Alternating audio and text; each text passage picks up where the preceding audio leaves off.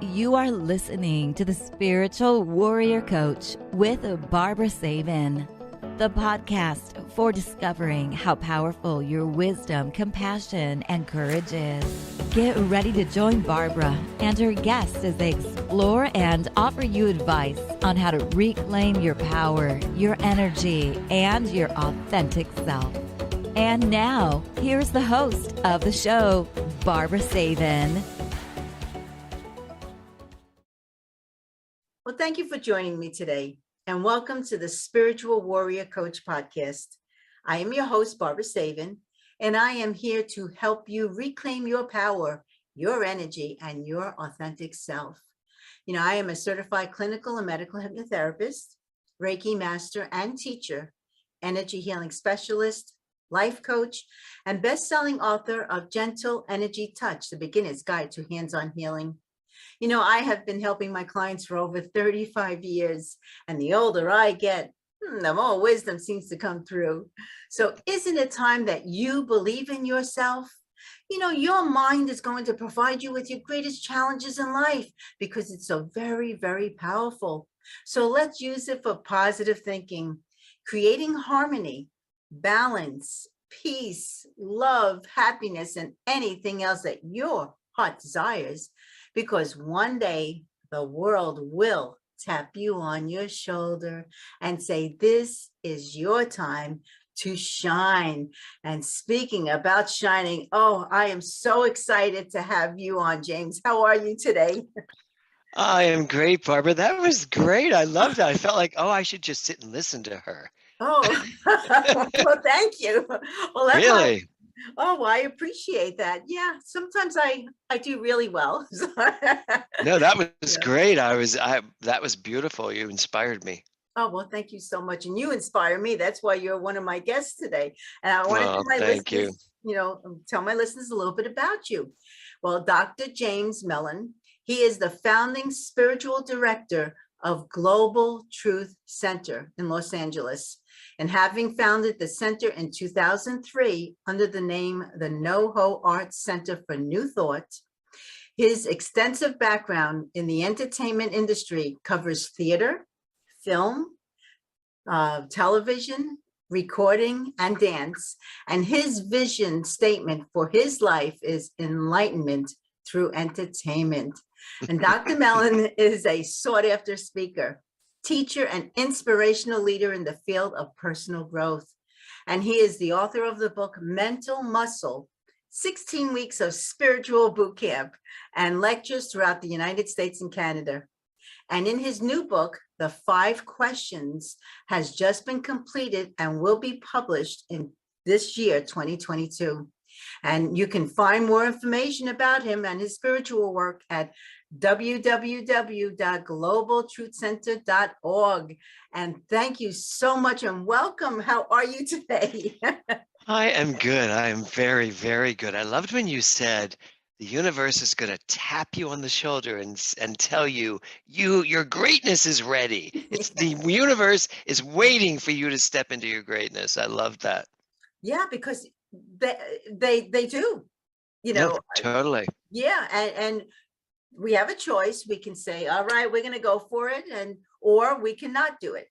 So it's completely up to us, but all of us have the ability to shine and do what it is that we need to do. Absolutely. Well, we have to be willing to make the decision to do it. Yes. Yeah. That's the rub, isn't it? It's like, yeah, I know I can do all of this. I have this little sticker on my wall, and it says, just because I'm good at it doesn't mean I have to do it. Oh. And that's from somebody who I feel like there's been so many things I've been good at in my life, but it's like, yeah, I know I'm good at that, but do I want to do that? Because I really want to do this. Mm-hmm. So, you just have to make a decision. Which will it be? And just go for it. Yes, totally. Yeah. Totally. So I know with you, I know you were on Broadway, and yes. I saw all those Broadway shows. I know, we talked about that. You probably saw me on Broadway. I know I did. Because my husband was in the Army, and we would always get free tickets to see all the Broadway shows, and we went every week. And if he Wow. wasn't able to go, then I took a friend and I saw every show that there was. And Yeah. So, yeah, yeah. you've been on lots. I mean, what were some of the shows that you actually did in Broadway? Well, it's funny. I grew up in Philadelphia, and but so close. Philadelphia's so close to New York, but I never really went there.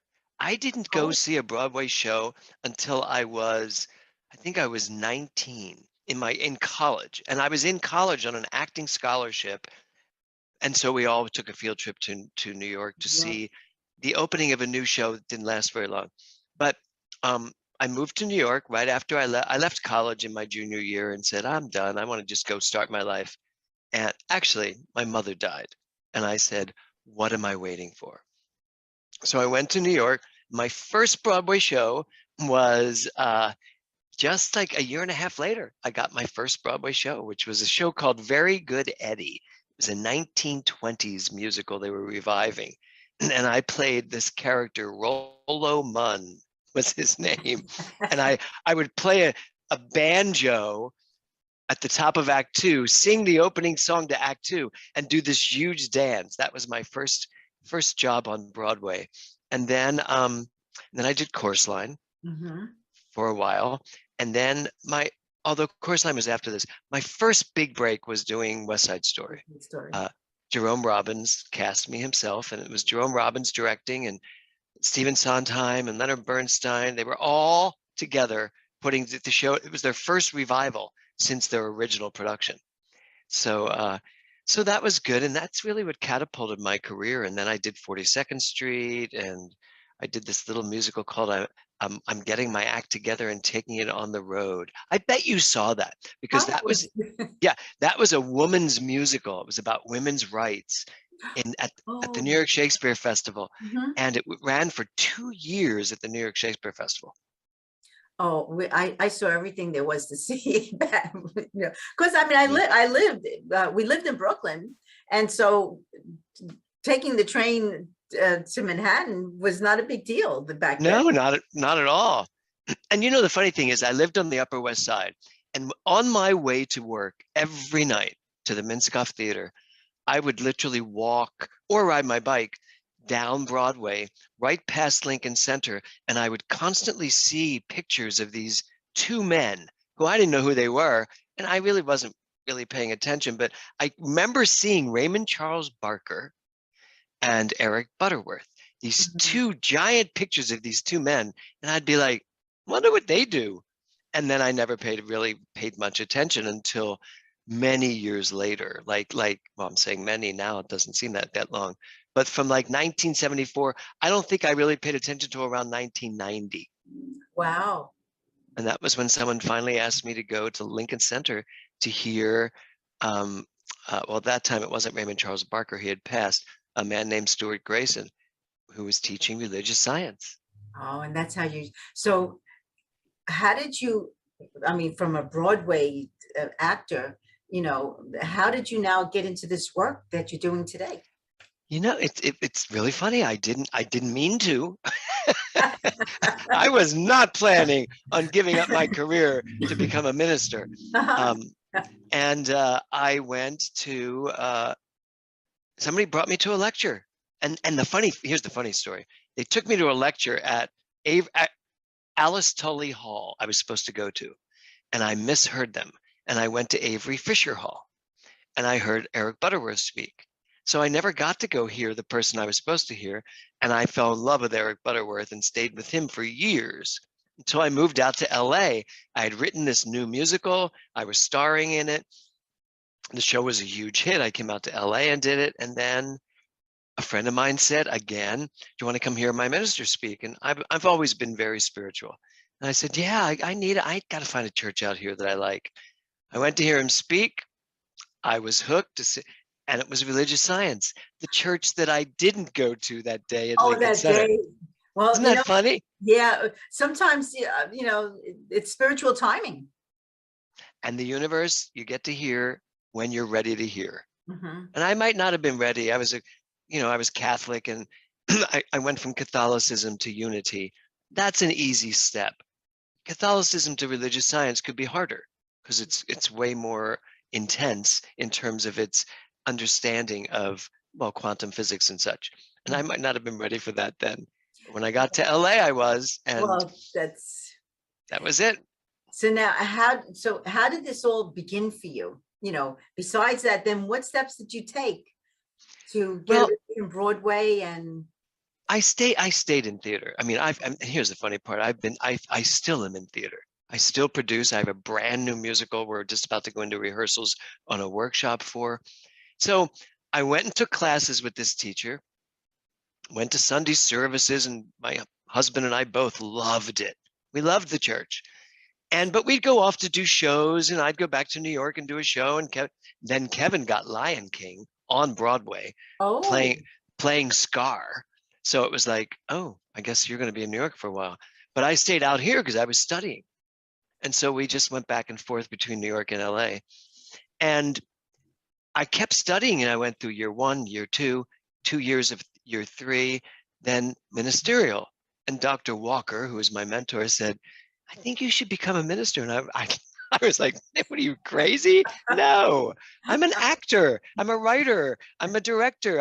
My career is like soaring. Minister? No. But he said, well, why don't you just take ministerial, because it would be a good growth experience. I was like, I could do that. So I took the ministerial track for 2 years. And when I graduated, all of my talents, everything I was able to do naturally, were very beneficial to becoming a minister. But I thought, okay, I think I'm going to be more like the minister that just gives a lecture here and there in between my movies and Broadway shows. That was my plan. Okay. And one day I was sitting in a lecture hall watching somebody speak. And this, you know how you say they talk about getting a calling? Well, this was a visceral calling. My entire body heated up. There was this feeling that wafted over me, and I'm looking at this man speak in front of me, brilliant man, and I think it was Jim Golden, really wonderful Buddhist, and I started crying. I was like, because it was kind of a grief and excitement at the same time. I was like, oh my God, I'm going to be a minister. I have to do this. And I was like, and when I told my husband, I said, Kevin, I think I need to open a church and be a minister. He went, absolutely not. That will ruin every weekend for the rest of our lives. But I said, I kind of have to do it. So he's been very supportive. So I did. I opened up a little church in North Hollywood. But here's the thing, Barbara. I opened up a church by buying a theater. Oh, you're kidding. We bought this theater complex that had a 100-seat theater and a 50-seat theater in it, and great offices. And so we bought the building, and I opened you said it in your intro, the NoHo Art Center for New Thought, and opened the at the Top Theater Company. So I ran a church and a vibrant theater company simultaneously. That's why my motto is Enlightenment Through Entertainment. Oh, I was going to ask you why that is. Yeah. Because you're still doing that. You're still. Yes. Oh, yes. I think people are who they are, and it influences and informs what they do. So I will always be in the entertainment field in one way or another. If I'm directing a show or writing a show or performing in a show, I'll always be doing that along the way. Yeah, and nobody's better at theater than the Catholic Church, by the way. I mean, I grew up Catholic. That was really a great show every Sunday. That is. I've been to, I'm Jewish, but I've been to Catholic on Sundays. So yeah, it is. I'm speaking of being Jewish. Do you know what one of my first shows was I did in high school? No, college. My freshman year of college, I played Mottel in Fiddler on a Roof. Oh my. I was the most Irish-looking Jew you could imagine. I saw Fiddler on the Roof. Yes. Oh, I loved doing Fiddler on a Roof. Especially his dancing, So yeah. Yes. Yeah. Da, da, da, da, da, da. Yes. Oh yeah. I loved it. Absolutely loved it. Yeah, and actually, I saw The Lion King, so you might have seen Kevin. Yeah, I'm sure of it. Because he also came back. He did it here in LA as well. Okay, Yeah, we saw it back east. I took my grandkids twice to it. No, Awesome. my daughter. What am I saying? My grandkids, my daughter. Were you in the orchestra? Probably was. Yeah, because we usually always got orchestra seats. Yeah. So how did you feel when that elephant came down the aisle? Do you remember when the animals came down the aisles? Oh, it was, it was unbelievable. Ah, The stunning. feeling was astonishing. Yes. Oh, I was like a child. I saw it in Minneapolis at its first performance, the Mm, first ever performance, because Kevin was in the first performance, the first show of it. And I remember sitting there and he hadn't told me anything. I flew into Minneapolis and I said, "So what's it like?" He goes, "No, I just want you to experience it." yeah. So I'm sitting, I had a great house seat right on the aisle, about fifth row back. And I'm watching and I'm feeling very overwhelmed by the whole "Na Segunya Yes. Mamadi." And it just makes you so excited. And then all of a sudden, It comes in. over my left shoulder comes this gigantic elephant. I Mhm. got goosebumps now Oh, thinking I about it. did too, because I remember. Yes. And Huh? I was like, oh my God, this is in a theater. And then the giraffes came on stage and It was- oh, it was just not ever in my lifetime had I been so moved by a theatrical Oh performance. yeah, that was just unbelievable. Yep. And there was no role for me because you Oh. the only character that could be white, well, that's not true. The white character could be Scar. Scar could be white. Mhm, And at the time, I think it's very different now. And Timon, the guy who sings Hakuna Matata, mhm. Timon and Pumbaa. Well, I couldn't play Pumbaa. Yeah. I wasn't a Scar because No. I didn't have that deep voice. Yeah. I could have played Timon, except I was too old. Oh. So there was that. I forgot. Yeah, what was the reason? Oh yeah, because I was 50, Cool. for God's sake. Yeah. Wow. Yeah. Broadway was. I missed it actually. Well, a best friend of mine, Pat Benatar. Um, Oh wow. yeah, she took me. It was, let's see, in October or November.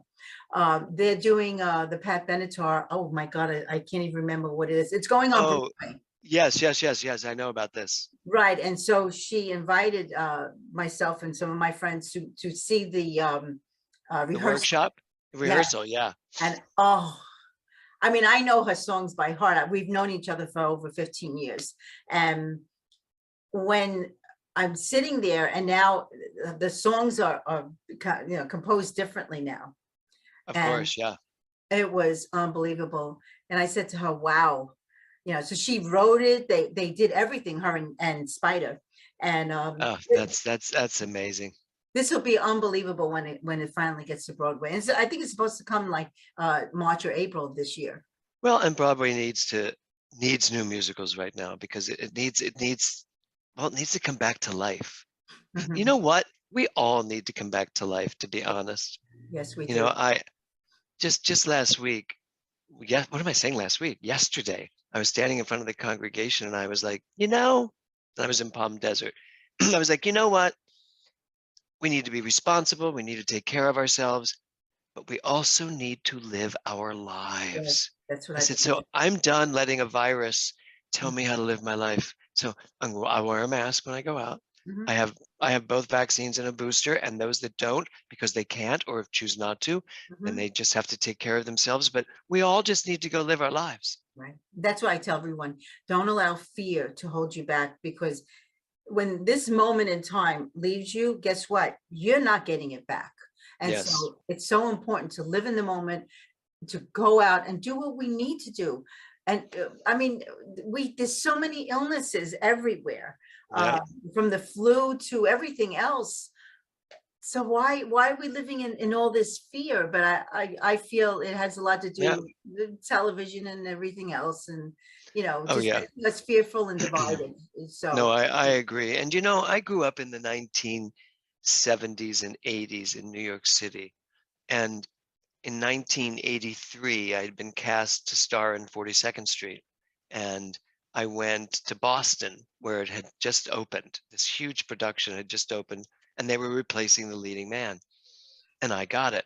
And I went there, and within my first couple of weeks in Boston, my best friend got deathly sick. And he was my roommate. And I was like, what are you sick with? And when I went, I flew into New York to visit him to see what was going on. You know, it's just a puddle jumper from Boston to New York. I went in, and they put me in this space suit to go into his room. They said, he's highly contagious. I said, with what? They were like, we don't know. Oh. So he died of AIDS. And I had never heard the word. I didn't know what it was. And I walked into that room, and there was this beautiful 26-year-old boy. We were all just children. I was only 30. I just turned 30 back then. No, I was still 29. I hadn't turned 30 yet. And I remember the fear that AIDS struck in the hearts of mostly the gay community, because it was painted that way, that this is where it comes from. But the fear of your health, the 20-somethings back then shouldn't have had to hold the, carry the burden of imminent death. Usually then you think you're invincible. But the gay community did not think they were invincible. In fact, they started feeling like they were very jeopardized. So I have felt this whole COVID thing. There's like a deja vu of but now it's the whole world, worried about their health. So yeah, I'm happy to lead the parade on let's live our lives. Yes, and we should. Back east, I actually did healing on AIDS and HIV. You did? Yeah. And I had friends that say, aren't you afraid that you're going to catch it? And I say, no, God will protect me. I don't have any cuts on my hands or anything. And the thing that they wanted most was someone to just to touch them. Sure. Because everyone was afraid. And this reminds me now with the COVID, people are afraid to touch again. Oh, don't hug. Don't hug me. Don't keep your mask on. Yeah. No, I know. It's I don't know. It's hopefully this will be gone soon. Who knows? I mean, I had COVID twice. So. I know, you told me that. I was like, twice. And I had it once, but I didn't know I had it because I had no symptoms. Oh. I tested because I test. I test every week just because I'm around so many people. And the test came back positive. I was like, what? That's it's false. So I went to a clinic and it was still positive. I was like, wow. So I had to isolate. It's amazing how your world changes in that moment. Yes, it does. Yeah, and it was the night right before our big New Year's Eve celebration in Palm Desert. We were doing a burn, throw it into the fire. You're freezing a little bit. Yeah, you just froze for a moment. So say that. I did? Yeah. The burning bowl service. I don't know why you're freezing. To burn. Okay. Yeah, I don't know if it's your connection or mine. Maybe they don't want to. The universe doesn't want to hear about the burning bowl. Probably not. But yeah, so yeah, we need to live our lives again. But so getting back to you and your beautiful center, how did you actually work with this consciousness studies? Like what got you into all this? Well, once I opened the church, and once I did a lot, I mean, I studied everything I could study about religious science, and then New Thought, going back to Phineas Quimby. Did you ever hear of a man named Phineas Quimby? No. Phineas Quimby is considered the father of New Thought. And did you ever hear of a man named Anton Mesmer? No, but you know what? If I see it, then I know it. So, but yeah. think of the word mesmer. Oh, mesmer, mesmerized. That's where it comes from him. Oh. Anton Mesmer found that the subconscious mind is impressionable, and that you can mesmerize someone by tapping into their subconscious mind. And in that state of receptivity, You can give them suggestions. Now, you are a hypnotherapist, Mhm. so you know Yes. you're not making anybody do anything they don't want to do. No. You're bringing them into a state of receptivity. Mhm. And so Mesmer realized that. Actually, he's the forefather of hypnotism. So Then I know him then. of Believe course you do. You that. probably had to study him. So Mesmer taught this man named Phineas Quinby. But Phineas Quinby said, well, wait, if we can touch the subconscious of a person, then we can suggest the truth as well. We can suggest healing. Mhm. We can suggest that the body doesn't accept everything it's here to accept. So Phineas Quimby started teaching that, and he was extremely successful. And then he healed this woman named Mary Baker Eddy, the founder of Christian Science. Oh, okay. And she created Christian Science, and from that came all these offsprings. And so for me, when I got into all of that, I was like, wait, if this is where the power is, if the power is in my mind Mhm. and my consciousness and my belief system, even some of the great teachers in the world, of Jesus of Nazareth said, Mhm. it's done unto you as you believe. Um, I think Jesus was one of the greatest Jews. To be honest with me, he was such a great teacher. Savior, mm, not so much for me, Mhm. but a truth teller. Truth teller, yes. Yeah. So once I got all that, it just started to shift. I was like, well, I love acting, I love writing, I love directing, but I now speak every Sunday as well. And now I have to teach classes, and now I have clients that I counsel. And it just turned into what feeds my soul the most. And to be honest, the work I do as a minister feeds my soul so much. It Mhm. takes a lot for me to turn around and take another project on, such as a play or a musical or a TV show. It's different, isn't it? Once you know what you're supposed to be doing. Yes, but you know what's funny, Barbara? Now I'm like, okay, I've been a minister for 25 years, over 25 years, and I'm being pulled back into television. I'm being pulled back into musicals. So I have this TV series that I wrote that is people are very excited about it at Netflix. I haven't been able to finish it because I've been very busy. Um, but that's one avenue I might take. I've got this new musical, which we will definitely do our best to get that to Broadway. So, enlightenment through entertainment to me means I will always be focusing on the good and the exciting and the inspirational that people can experience, Mhm. whether it be a musical, play, a movie, a TV series, or I'm standing on stage at the Global Truth Center. Global Truth Center. Now, do you feel with all this that uh, you should be doing some spiritual shows or movies or? Well, I do one show. I have a TV pilot that's been produced. We've done 3 episodes, and those episodes are now being turned into what's called a sizzle reel for the producers, the networks to all look at and see if they would like to buy that product. And it's called The Interview. So Oh, you know The View, which you look like you should be on The View as one of the people. You do. You could totally. You're beautiful. You're dressed well, thank you. amazingly. But I'm very different than they are, that's for sure. You are, but we need more perspectives, I know they're so right? close-minded, but it's okay. Yes, it's Mhm. true. So I created this thing called The Interview, meaning I'm not interested in what you've done out in the world. I'm interested in what's happening inside of you. Mhm. So I took Mark Nepo, acclaimed writer Mark Nepo.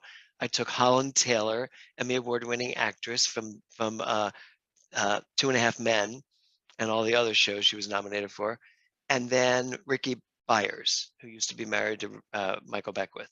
So I took those 3 in 3 one-hour segments, and I used my 5 questions from my new book Right.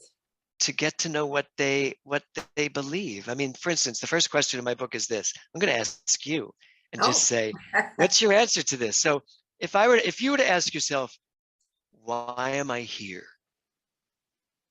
Why am I here? Boy, I thought about that many, many years.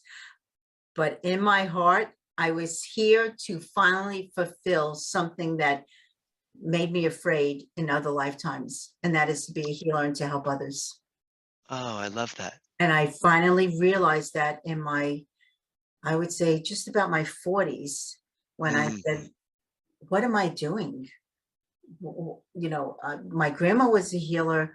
Why am I in the corporate world? Why am I so mm. fearful about saying who I am? And that's when I realized this is who I am. And no matter what anyone says, stay focused and stay true to yourself. And that's what I have been doing for the past 33 years. Well, I'll be 74 this year. So I've been doing it since my 40s. You look great. Well, thank you. 74. It's all the healing, I think. I was going to say, Yeah. you're like, you know what? You're somebody, you're like that movie When Harry Met Sally, when the Ah, woman turns and says, I want what she's having. she's got, uh-huh. Yeah, that's what people do looking at you. They're like, I want what she's having. What? Look at her.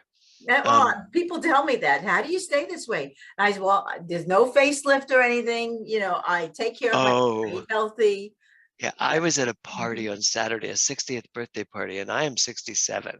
And so I'm at this birthday party, and I was sitting with a bunch of gay men, one woman, and they were all talking about the work they'd have done. And this person literally turned to me and said, I'm just going to guess you had that wire thing put in because look at your jaw. There's no way you're 67 and have that jaw so tight with no Mhm, sagging skin. And I went, I've had no work done, mhm. 0. And they were like, no, how old are you? And I said, I'm going to be 67. And They my want- husband Yeah. leans over and went, you already are 67. Yeah. I was like, oh my God, you're right. I'm sorry, I'm going to be 68. And people were like, no way. I But you get know that. Yeah. what? Of Mhm, course you do, because your body, and this is one of my programs I teach called BODS, being our dynamic selves. Your mhm. body shows you what your mind is thinking. Yes. Your body's a reflection of your consciousness. So I think I'm still in my 20s. So my body, although it's struggling to keep up with that Uh-huh. image, but it's like, yeah, we're young, we're young. That's what I believe. It's not like I'm trying to be that. I believe that. And so must you. I do. When everyone says, wow, you could be 74 years old, don't you feel tired? No, I don't. And I don't feel it. Number one, it's just a number, the way I look at it. Yes, Uh, exactly. I think positive. I always say to myself, I am healthy, I am peaceful, I am calm, I am energetic. Thank you, God, for everything. I use a lot of positive affirmations Right. every single day for myself. And I think very positive. Yeah, sometimes, things happen, but the thing Mhm. is not to become a victim of the situation and to move past it. Well, I teach this thing called your AEPs, your already established premises. Mhm. In my center, everybody's like, oh my God, what is my AEP? So your AEP is your core belief, let's say. So my big AEP is this: my life is unfolding perfectly. No matter what, Yes. my life is unfolding perfectly. And because of that, I think the way I think. So when something happens, I'm not instantly derailed by an event. Mhm. I'm there saying, okay, if my life is unfolding perfectly, what do I need to know here? And Right.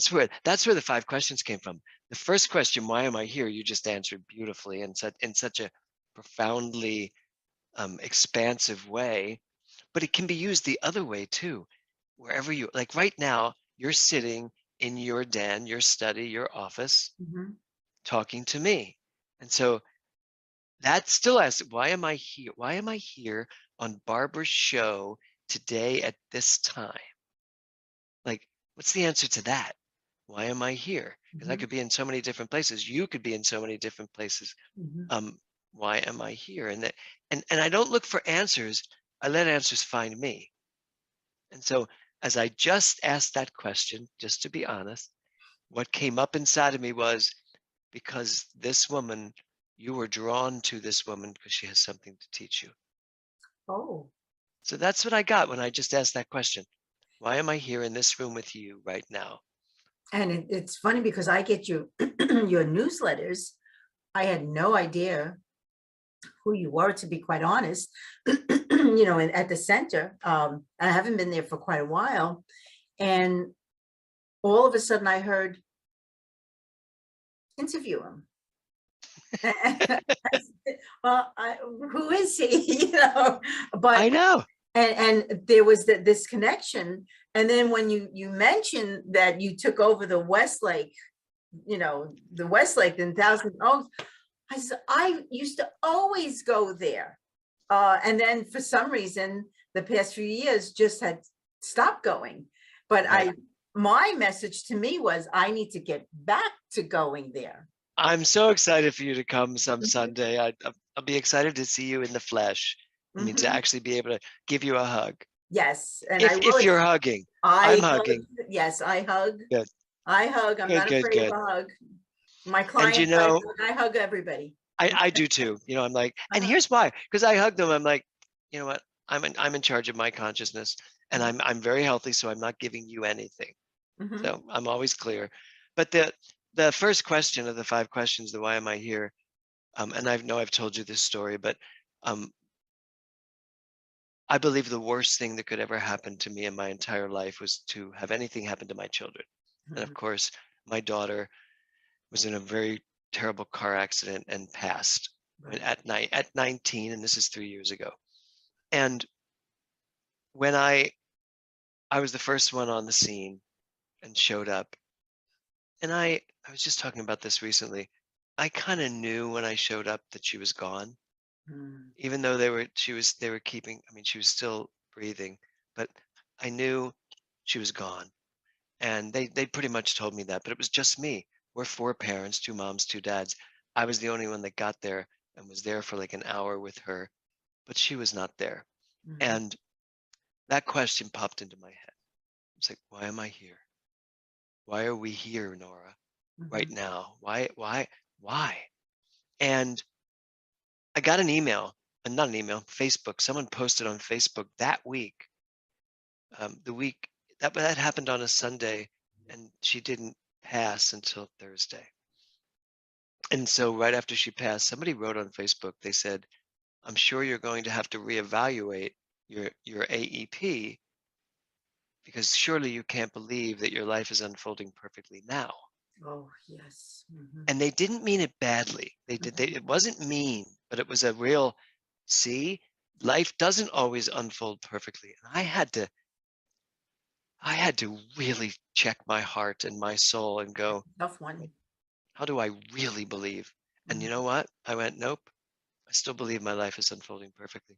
Who am I to think that Nora that wasn't her perfect final moment, and that she was ready to move on to whatever that is, which I don't know what it is. Is it my life unfolding perfectly? Losing my daughter, my most precious daughter? Who's to say that's not true too, in the grand scheme of the infinite universe that we live as? So, and the fact that this person wrote that was on Friday, made me go back to church on Sunday when I was going to take a sabbatical for a few months. I got right back up on stage and said, I'm only standing here today because of that post on Facebook, to let you all know I don't change what I say. I will not go back on what I say just because something happened as devastating as this. Yeah, That was a big lesson for me. Took also a lot of courage to get on stage and. Oh, yeah. Yeah. It was funny. We did her memorial service in December, like about a month after that. And everybody wanted me to sit back and just take it all in. And I said, no, I'm going to do the service. I will lead this memorial service. And I was thinking to myself, I can't do this. I can't do this. And Nora used to joke with me about when she'd get married. She'd always say, Dad, you're marrying me. When I get married, you're marrying me. I'm like, Nora, I couldn't marry. I'd be sobbing through the whole thing. It would be like a messy wedding. I can't do that. And she said, I hope I can say this on your show. She said, Dad, you know what? You're just going to have to grow a pair.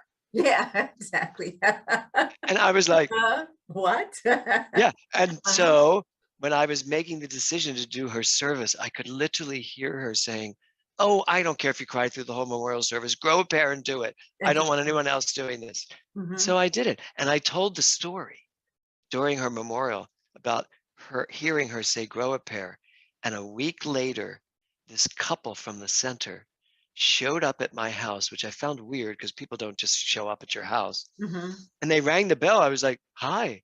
And they were like, we know you're grieving. We know you don't want to talk to anybody, but we have a gift for you.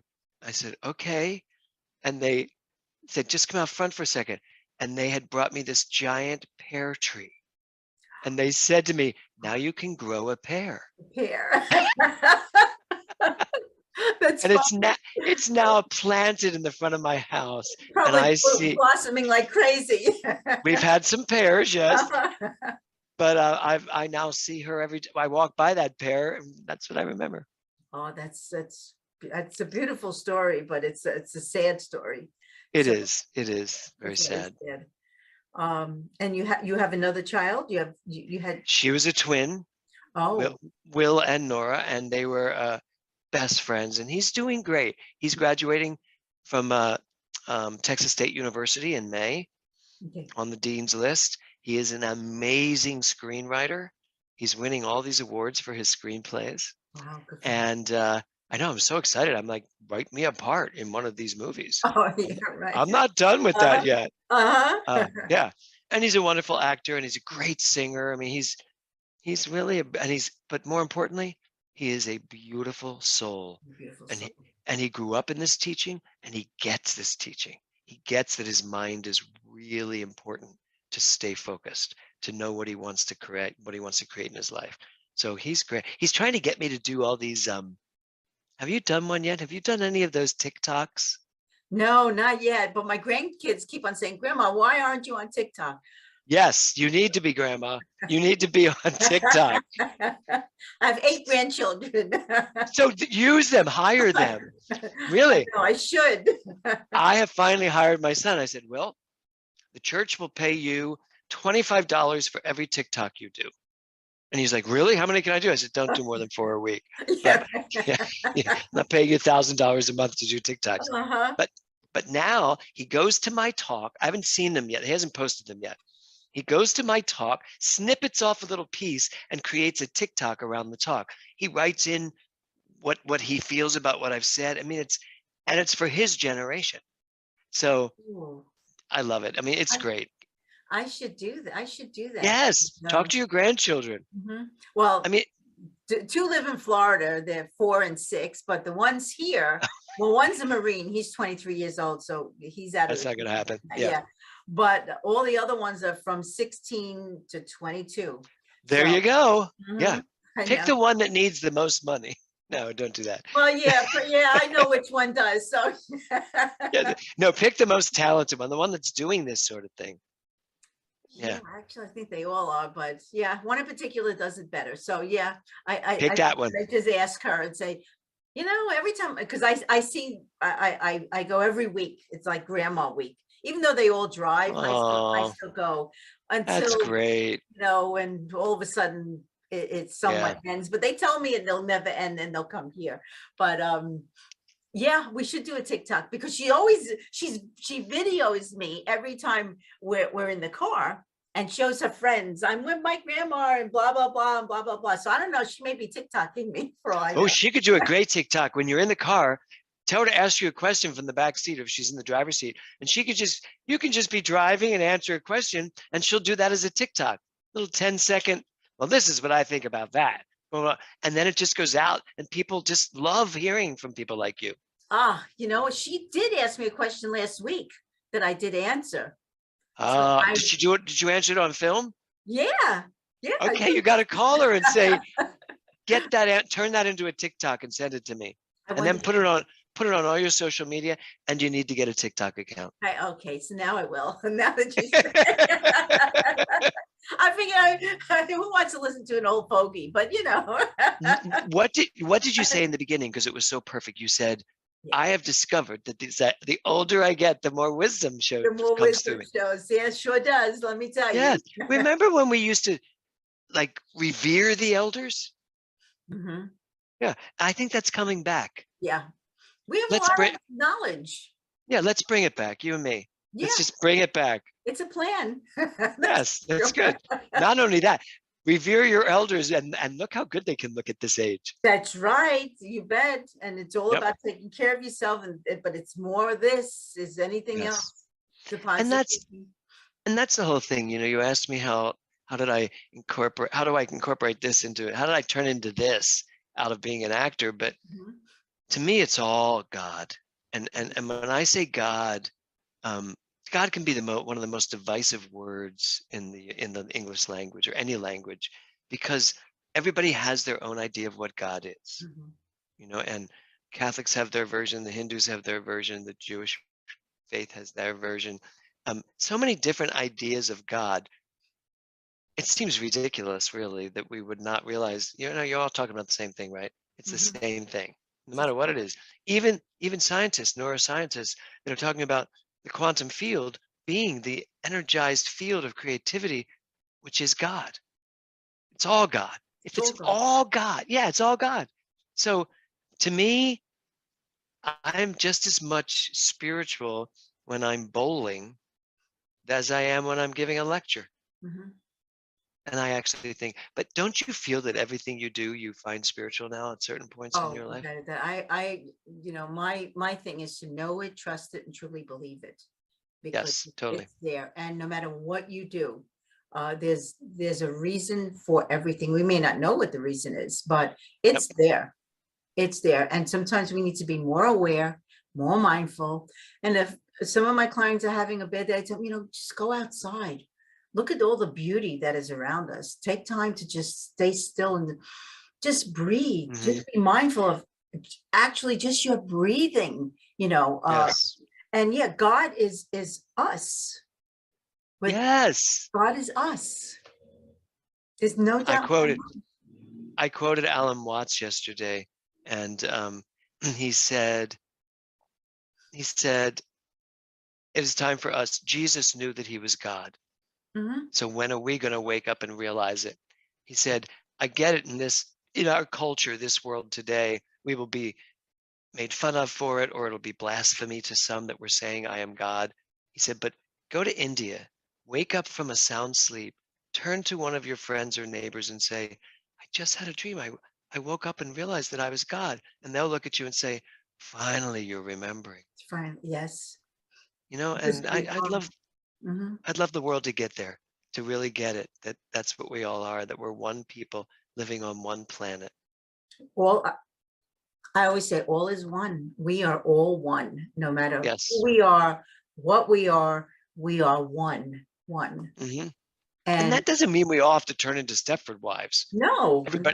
Everybody has to be the same. The Mhm. individuality of people Right. is fascinating and exciting. I want everybody to have their own personality and individuality. Mhm. But if we understand it still comes from that oneness, it changes the game. Everybody's your brother and sister. That's what I say. And you have people that just look at you as if, No, I know. but think about it. We all, every one of us, someone gave birth to us. We all Yep. bleed the same. Pretty much we are the same, except for a little other different type of characteristics and stuff. And yeah, when you look outside and you see the stars and the moon and the ocean and the birds and the trees and all the different beings, how can Mhm. you not believe that we are all of the same? Because we are so good at blocking our good. We're Mhm. so good at not noticing. And you and I are so similar, because that's the exact same thing I would tell anybody, as I tell myself. If you're stuck, go take a walk. Mhm. Leave the house, go and look at what you're walking past. Because I guarantee you haven't noticed a lot of what's out there, even No. if it's in your front yard.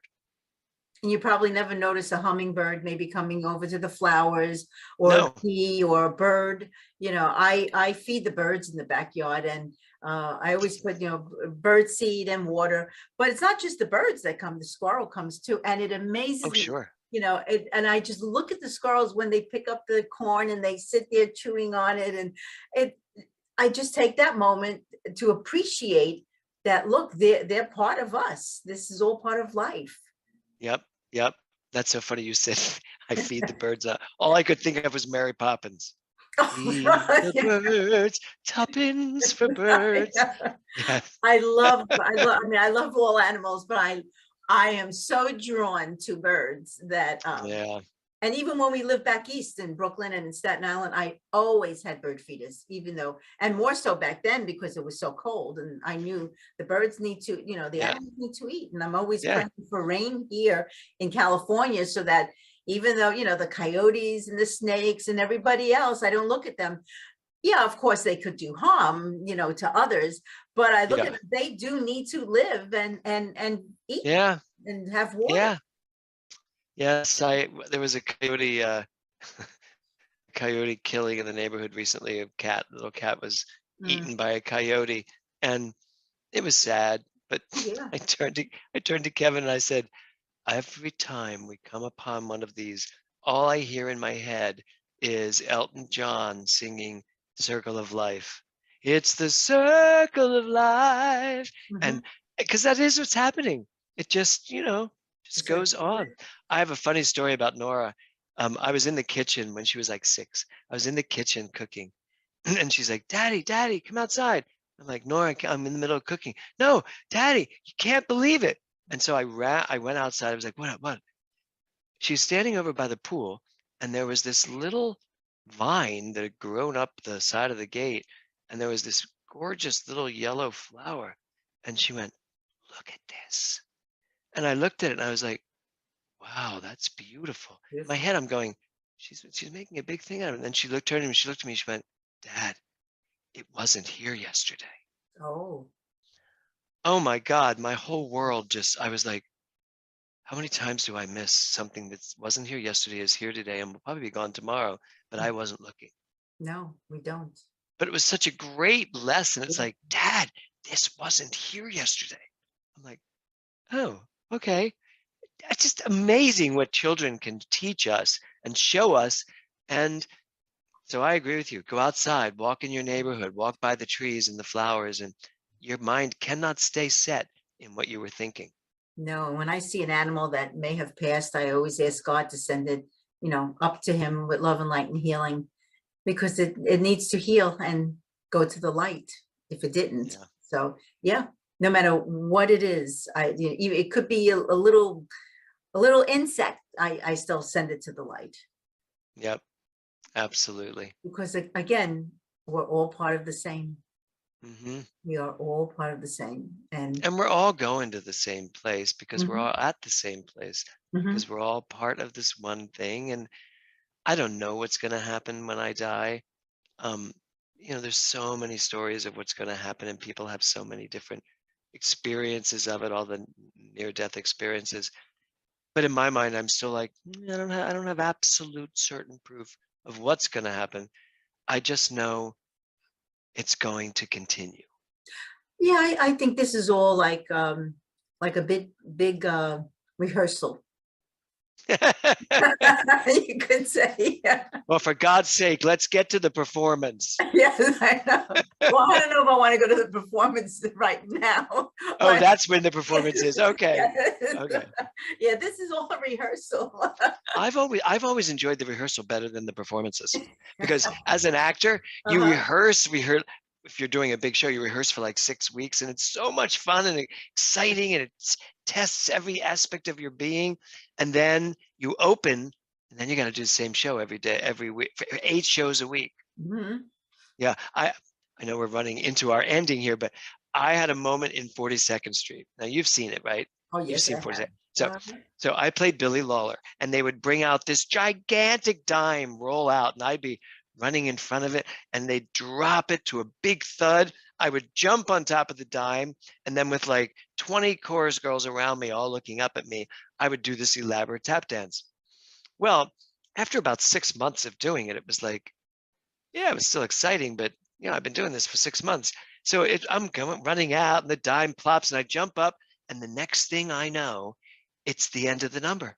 And I'm like posed in this position, and 2,000 people are screaming because that number got such applause, screaming. And I was like, oh my God, I don't remember doing the number. I Oh, would I went somewhere else. I was like, what am I doing after the show? Maybe we should try this restaurant.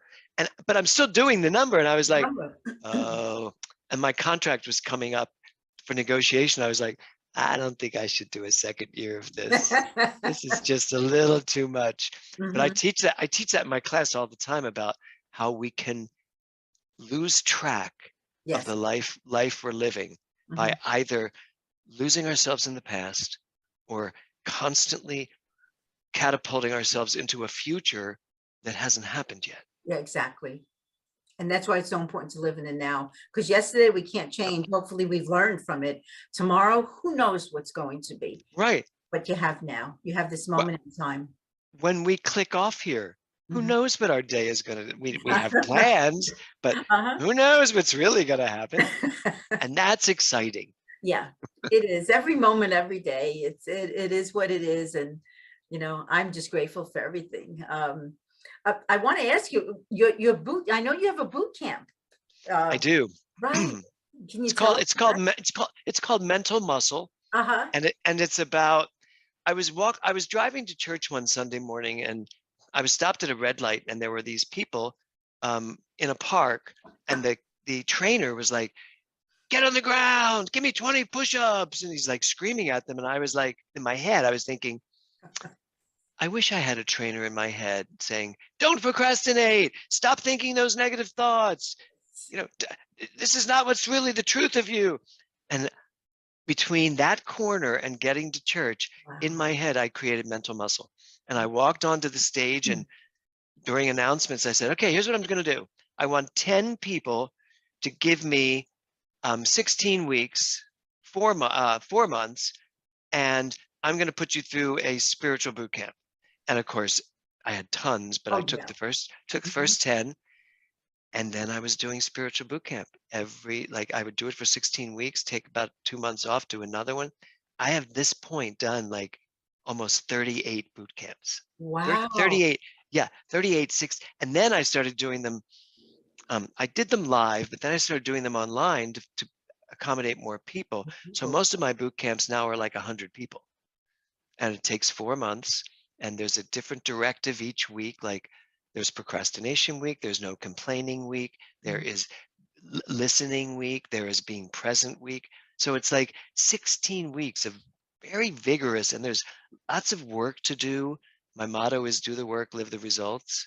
So it's really wonderful. And I love doing it because I need a boot camp often. Now I didn't do it. We were supposed to do it in January of this year. And I was so overcommitted. I looked at 4 months of this and I said, I got to put this off for a little bit. So I'm not sure when the next one's going to be, but I then wrote the book. The book's had 4 printings so far. So thousands of people bought the book, and people do it on their own too, because the book's designed for you to do it on your own. Okay. So what's the name of the book for the boot camp then? It's called Mental Muscle. Oh, it's Mental Muscle. Oh, okay. Yeah. And they can get it on your website, right? Yes. Well, what is your website? I know it's a globaltruth.org, but what is the other one? There is globaltruthcenter.org, but there's also jamesmellon.org. Okay. If you go to my website, it shows the programs I teach. You can get private coaching with me or spiritual counseling, and you can buy Mental Muscle. And you have 2 centers, right? I have 2. One's in Palm Desert, and that is the spiritual center of the desert. It's a beautiful church. It's just so, it's on a whole island. It's just a gorgeous facility, and Global Truth Center, which is right by your house. By my office, in Westlake.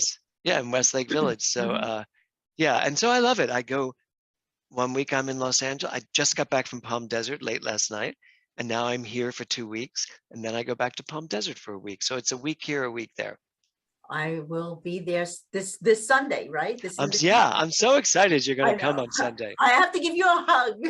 Yes, totally. I'll probably give you a hug before the service because I hang out in the back until it starts. Oh yeah, that's fine. I'll wait to come out. Yeah. No, I'll do it beforehand. Yeah, okay. And after. Yeah. Oh, so one more time, your websites. jamesmellon.org. Okay. JAMESMELLON.org. And then globaltruthcenter.org.